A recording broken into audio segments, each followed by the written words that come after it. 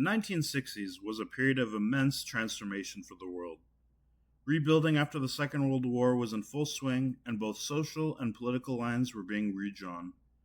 Social activism and counterculture movements were challenging society's norms and redefining traditional morals and ethics.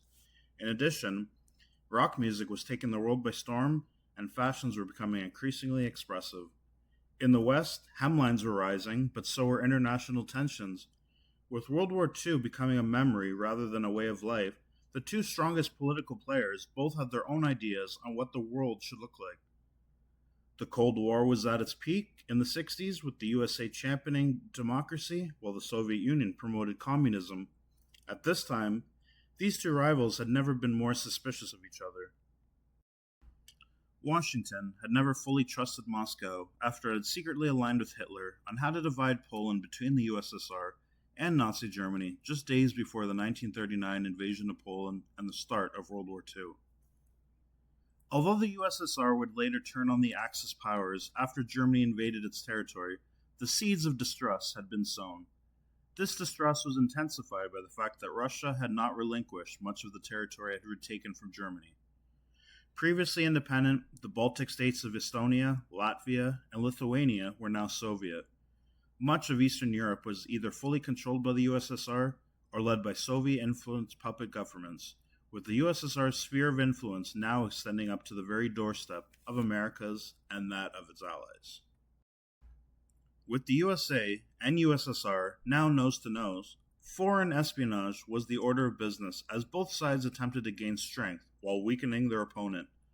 For America and the West, paranoia was rampant and even allies were treated with suspicion. In 1962, America came under threat from Soviet military stationed in Cuba only 60 miles from the Florida coast, and 1963 saw the very public assassination of President Kennedy. In 1964, America's fear and paranoia hit an all-time high. Harold Wilson had been elected as the new British Prime Minister. The announcement of Wilson's or anyone's election as the head of the British government would typically involve celebratory phone calls and messages of support, but not this time. For the last 3 years, Wilson had been suspected of being an agent of the USSR's secret service, the KGB, and now he was the head of America's longest and most trusted ally. The CIA were convinced that Britain's newly elected Prime Minister, Harold Wilson, was in league with Russia's KGB. Together with Britain's own MI5, they launched a series of covert operations aimed at Wilson to remove him from power. This video will explain, analyze, and debate the legitimacy of this conspiracy theory. News of Wilson's alleged allegiance with the Soviets came from the high-profile Soviet KGB defector Anatoly Golitsyn and his debriefings with the CIA.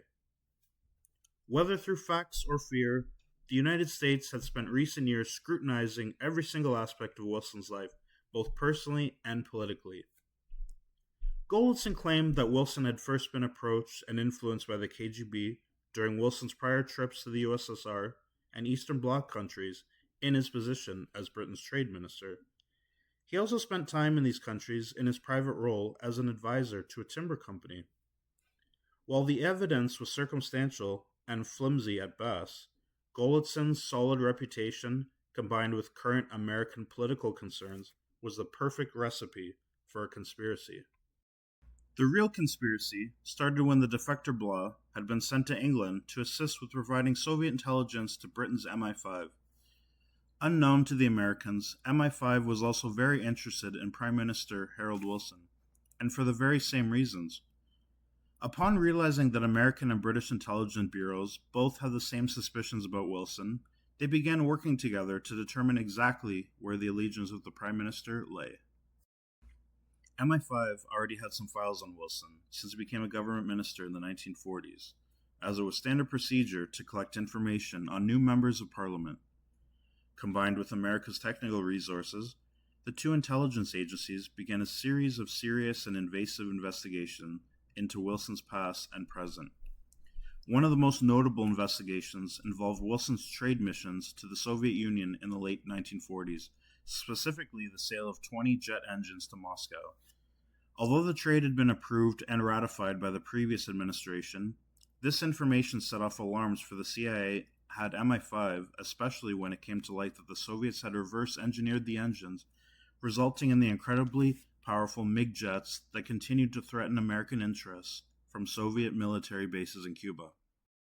Another area of concern was the death of Hugh Gaitskell, the previous prime minister. His unexpected death had been attributed to complications with lupus. However, senior officials in the CIA and MI5 were not convinced. Prior to Gaitskell's death, while Golitzin was in U.S. custody, the defector had told the CIA that there was a current KGB plot to assassinate a Western European leader. As Wilson was now under investigation, it didn't take the intelligence agencies long to conclude that the Western opposition leader in question was undoubtedly Gaitskell. When asked if there was a way to artificially induce or mimic lupus, Golitzin claimed that the KGB had been researching such a possibility for years, and that a working solution was highly probable. Golitzin was, interestingly, not the only KGB defector or mole who pointed a finger at Prime Minister Wilson. James Angleton, the CIA counterintelligence chief at the time, had a handful of supposedly reliable sources corroborating Wilson's kinship with the USSR, specifically an unnamed Soviet mole in Mexico. The third main reason that cast suspicion on Wilson was his close relationships with former Soviet businessmen, especially with Joseph Kagan, a textile magnate from Soviet-controlled Lithuania. Kagan had supposedly fled the USSR to seek a better life, and he had succeeded. He had invented a waterproof fabric for use in clothing like raincoats and made a fortune as well as some influential friends and customers, Wilson being one of them. Joint-run CIA and MI5 investigations continued throughout Wilson's tenure as Prime Minister, though they did not result in any overwhelming evidence. In 1970, Wilson's Labour Party lost their election, yet the investigations continued. 4 years later, Wilson was the Prime Minister again, and not only were the investigations against him ongoing, but they had intensified. Wilson was, unknowingly, subjected to serious invasions of his privacy at both his home and government offices. The only instance of invasion known to Wilson was at his home, where the operation was made to look like a robbery, presumably to scare Wilson into contacting the KGB on phones tapped by MI5. Curiously, this robbery was not made public until decades later. While on the surface, the allegations against Wilson may have had merit, there is a complete lack of evidence proving his allegiance to the USSR. After over a decade of surveillance, even MI5 admitted they had nothing concrete to show for their investigations. As mentioned, the Wilson conspiracy, while lacking in concrete evidence, had a heavy focus linking a string of assumptions. As Daniel Pipes notes, conspiracy theory evidence often ignores contradictory information. This is seen in Wilson's case when he sold jet engines to Moscow in the 40s, at the request of the British government. This was not his own decision. He was the trade minister, and he had been chosen as the representative due to his solid business contacts in Eastern Europe. Even when MI5 and the CIA themselves declassified some information regarding their investigation, many people refused to believe that no evidence of a KGB relationship was uncovered. There is also no proof that Gaitskell died from anything other than natural lupus complications. As for Wilson's close relationship with Joseph Kagan, the textile magnate, it can easily be explained as a simple friendship. Kagan had set up his textile business in Huddersfield, which was Wilson's hometown. It seems natural that two powerful men with ties to the same town would become friends. Another note from Pipes discusses how many conspiracy theorists indiscriminately accept any argument that points to a conspiracy. Both MI5 and the CIA were guilty of this. Just because they both shared a similar assumption, it obviously had to be true. We saw this in action with regards to Wilson's friendship with Kagan. Kagan, as a Lithuanian, must be a Soviet agent. As he was friends with Prime Minister Wilson, Wilson also must be a Soviet agent.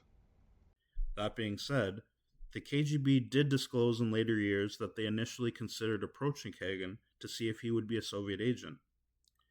Upon realizing the friendship between Kagan and Wilson was strong, the KGB later considered him for the role of Soviet influencer, who might perhaps have some sway with the British Prime Minister. The KGB, however, never reached out to Kagan, which was also confirmed by MI5 surveillance. Interestingly, in this conspiracy theory, all of the evidence comes from trusted sources, the top intelligence agencies of the United States and Great Britain. For the general public, once news of suspicions against Wilson was leaked, there was very little room for mixed interpretation. As such, it was considered less of a theory and much more as a fact. As described at the beginning of this video, 1964 was at the crest of significant geopolitical changes. Western fear and paranoia about the Soviet Union's rapidly growing influence was making rational political judgments increasingly more challenging. In popular culture, this conspiracy influenced the making of the 1979 TV series Tinker Tailor Soldier Spy and its 2011 movie adaptation. In addition, Wilson's alleged collusion with the KGB was featured in the hit Netflix series The Crown. The infamous movie Clockwork Orange was also influenced by the conspiracy, as Clockwork Orange was the codename of an internal political smear campaign against Wilson. Despite the CIA's and MI5's best efforts, the conspiracy theory that British Prime Minister Harold Wilson was a KGB spy is exactly that, a theory. With heightened geopolitical tensions and communist hysteria still rampant in the Western world, a simple series of unrelated events painted Harold Wilson as one of the most potentially dangerous men of the time.